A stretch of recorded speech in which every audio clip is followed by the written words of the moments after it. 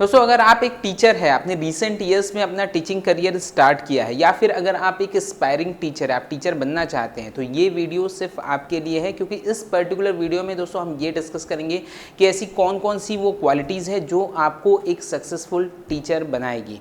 I am Gagan Laddha, a teacher turned entrepreneur and now the founder of Everdemy which is helping teachers to create their own online academy. और आज जो हम बात करेंगे वो मैं अपने 13 years of successful teaching career के बेसिस में मैं आपसे बात करूंगा, और कोई भी थ्योरेटिकल बातें नहीं, सारी प्रैक्टिकल चीज़ें।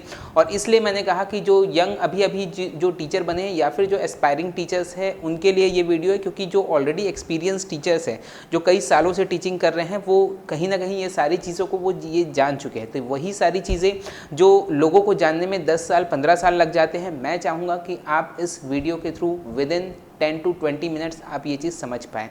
तो चलिए शुरू करते हैं।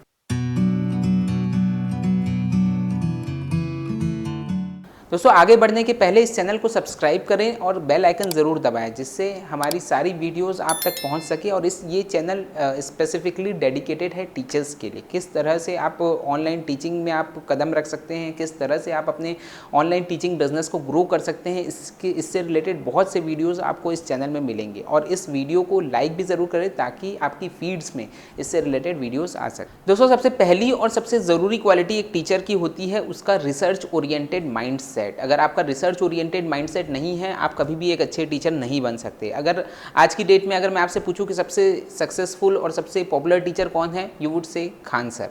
और खान सर के ऊपर मैंने एक वीडियो भी बनाया था, आप यहाँ आई बटन में इस वीडियो के बाद उस वीडियो को भी देख सकते हैं। उसमें मैंने ये बताया था कि कौन कौन सी ऐसी क्वालिटीज़ उनकी है जो उनको 10 मिलियन सब्सक्राइबर तक जिस क्वालिटीज़ ने उनको पहुँचाया है। उन्हीं की लैंग्वेज में अगर मैं कहूँ तो एक 1 आवर के लेक्चर डिलीवर करने के पीछे एटलीस्ट 10 आवर की प्रिपरेशन एक टीचर की रहनी चाहिए। तो दोस्तों यही चीज़ बहुत ज़रूरी है। कोई भी चीज़, कोई भी टॉपिक अगर आप पढ़ा रहे हैं, उसके पीछे आपका रिसर्च होना चाहिए, उसके पीछे आपके जो कंटेंट्स है वो बहुत पावरफुल होने चाहिए। कई तरह के सोर्सेज आप यूज़ कर सकते हैं। You can use different books, you can use videos and everything. और यही अगर मैं अपना ही एग्जाम्पल लेके बताऊँ, 2007 में मैंने अपना इंजीनियरिंग कंप्लीट किया था। In 2008 onward I worked as assistant professor in an engineering college.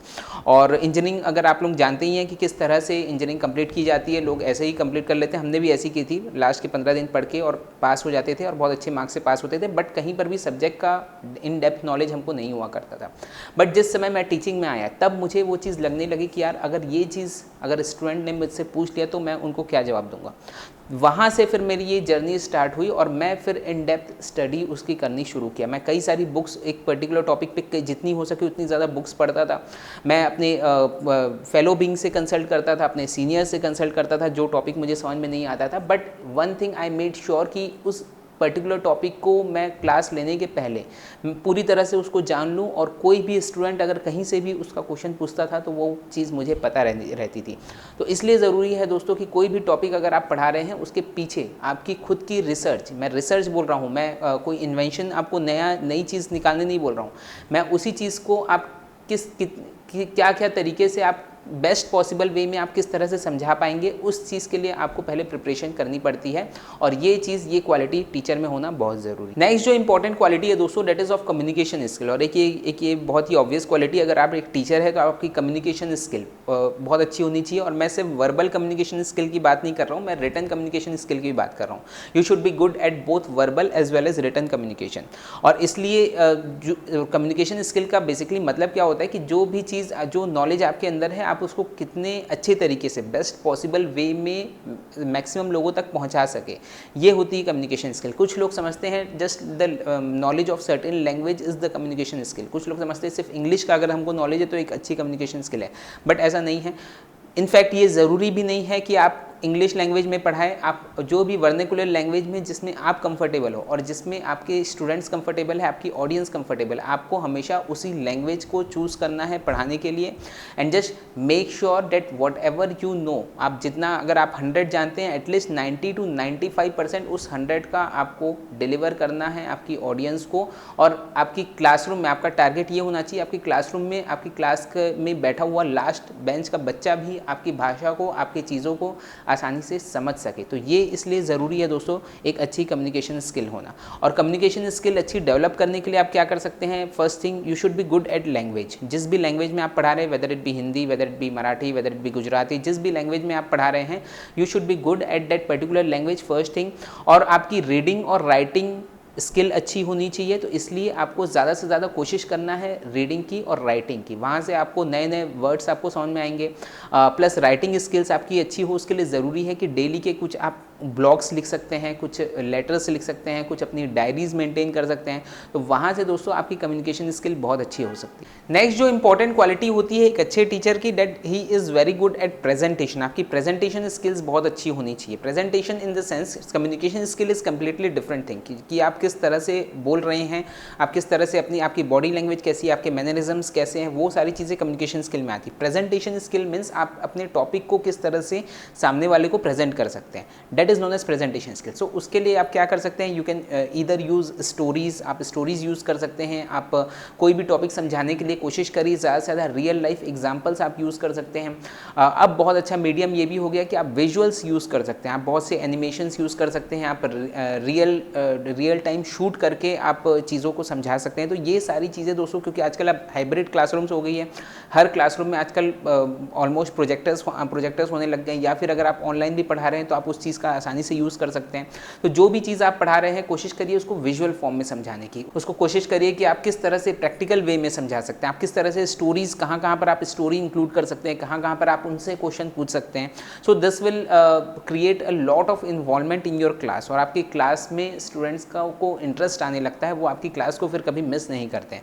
और ये चीज़ ज़रूरी है। इसके लिए प्रेजेंटेशन आपका अच्छा रहे, इसके लिए क्या ज़रूरी है, that you must practice each and everything before hand. आपकी क्लासरूम के पहले आपकी प्रैक्टिस होनी चाहिए। अगर आप पहली बार कोई क्लास लेने जा रहे हैं, कोई टॉपिक पे क्लास लेने जा रहे हैं, आप पहले से उस पूरे टॉपिक को मन ही मन आप सोच लें कि कहाँ पर आपको क्या क्या चीज़ें बोलनी है, कहाँ पर क्या क्या चीज़ें प्रेजेंट करनी है, कहाँ कौन से शब्दों को यूज़ करना है, वो सारी चीज़ें आप चाहे तो मन ही मन कर सकते हैं, या फिर आप एक बोर्ड के साथ आप प्रैक्टिस कर सकते हैं, या अगर बोर्ड नहीं भी है आपके घर में तो आप डायरेक्टली आप सोच के भी घूम के भी आप उस चीज़ की प्रैक्टिस कर सकते हैं। But before your class start ये बहुत ज़रूरी है कि आप मन में पहले अपनी वो पूरी की पूरी क्लास जो है वो आप मन में क्रिएट कर लें।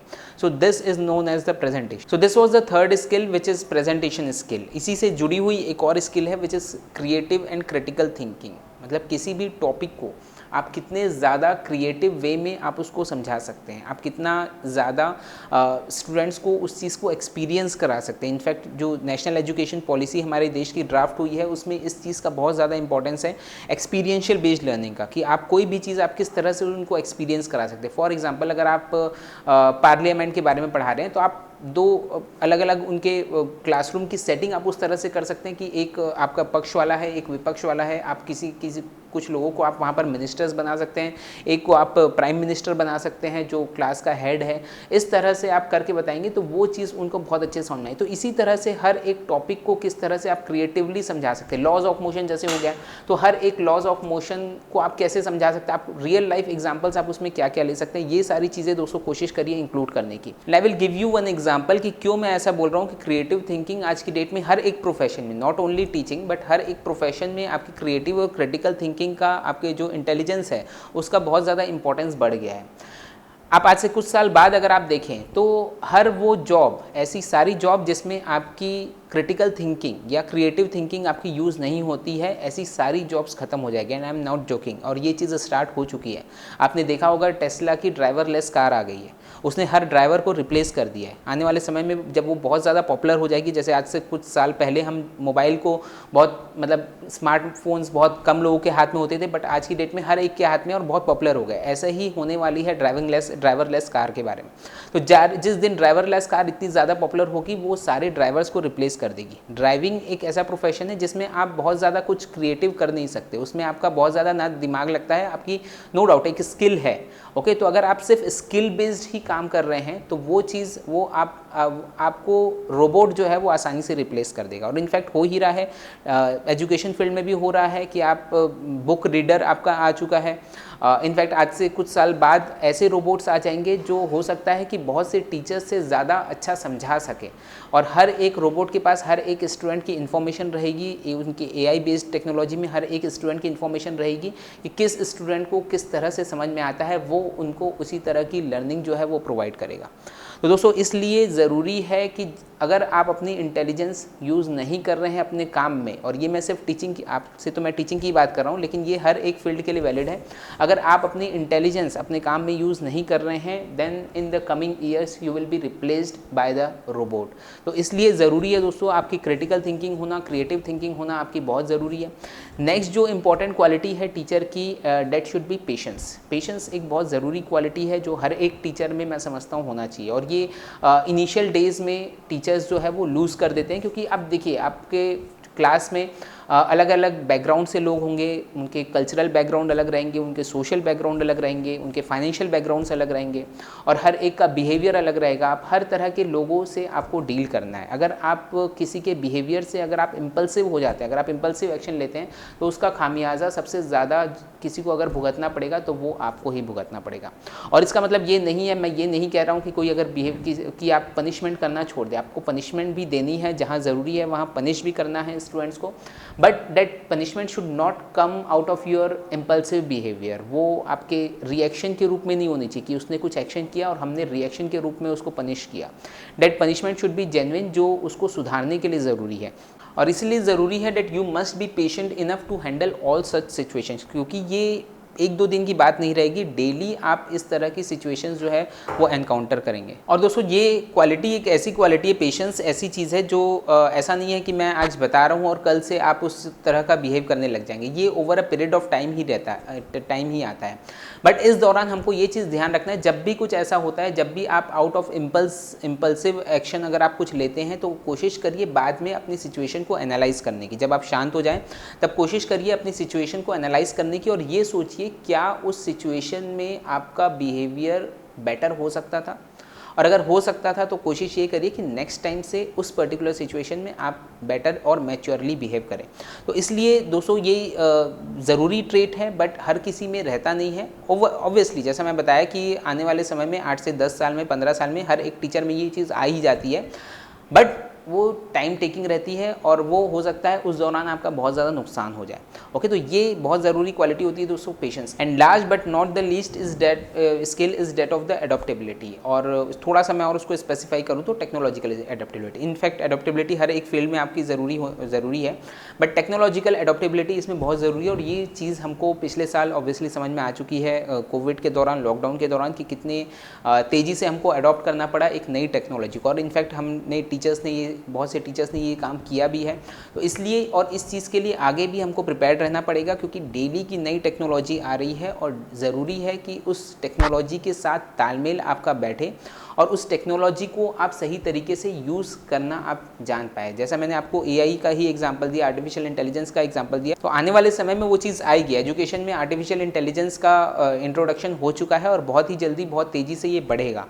तो ये टेक्नोलॉजी तो आ ही रही है। तो अब हमको कोशिश हमेशा यही रखना है कि जो भी टेक्नोलॉजी आ रही है, बजाय उसको रेजिस्ट करने के कि बार ये चीज़ बेकार है, ये हमारे जॉब खा जाएगी, तो उसको हम, अगर मान लो कई बार होता है कि स्कूल्स में कोई चीज़ इंप्लीमेंट भी होने वाली रहती, नई टेक्नोलॉजी आती, तो हम उसके विरोध में खड़े हो जाते हैं। ओके, बट उससे कुछ होगा नहीं, क्योंकि जो समय बदल रहा है, टेक्नोलॉजी जो बदल रही है, टेक्नोलॉजी जो आनी है वो तो आनी ही है। हमको कोशिश ये करनी है कि हम उससे ज़्यादा तालमेल किस तरह से बैठा सके, और उस टेक्नोलॉजी को बेस्ट पॉसिबल वे में किस तरह से यूज़ किए। जैसा हमने इनफैक्ट कोविड के टाइम किया ही है कि हमने ऑनलाइन की टेक्नोलॉजी को बहुत तेज़ी से रेडिली हमने अपनाया है, और उसको बेस्ट पॉसिबल वे में आज बहुत से टीचर्स उसको यूज़ कर रहे हैं। और वो इनफैक्ट उनकी एक बहुत बड़ी स्ट्रेंथ भी बन चुकी है। जो टीचर्स आज तक सीमित दायरे में आज तक पढ़ा रहे थे, आज उनके लिए पूरे देश का मार्केट जो है वो ओपन हो चुका है। तो दोस्तों यही सारी वो स्किल्स है जो एक टीचर में होना बहुत ज़रूरी है। सॉफ्ट स्किल्स तो और भी बहुत सारी होती है, बट ये सॉफ्ट स्किल्स, इतनी स्किल्स एटलीस्ट किसी भी एक टीचर में होना बहुत ज़रूरी है। सो आई होप दोस्तों ये वीडियो आपको पसंद आया होगा। ये अगर आपको अच्छा लगा हो वीडियो, उसको लाइक ज़रूर करें, और अपने फेलो टीचर्स के साथ, अपने फेलो फ्रेंड्स के साथ इस वीडियो को शेयर ज़रूर करें। So I wish you all the very very best for all your future endeavours. Thank you so much.